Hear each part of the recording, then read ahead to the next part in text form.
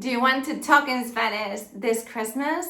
Let's learn some vocabulary. So I'm going to share with you one page of my Christmas worksheet that I created for you. It's a free download and you can get it in the link below. Okay, so the first thing we're going to cover is vocabulary. And pause the video and say these words with me, okay? I added a little icon so you can remember them better.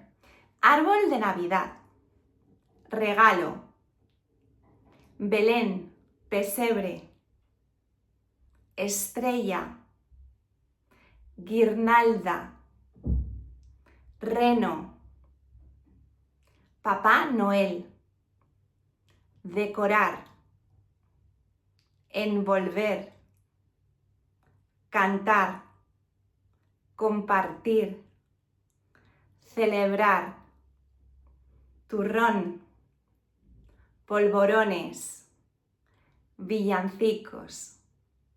Okay, so remember you can download this free PDF. The link is down below. But how would you use this new vocabulary that you have just learned? Let me know. Write some examples. And let me show you a little bit of the PDF.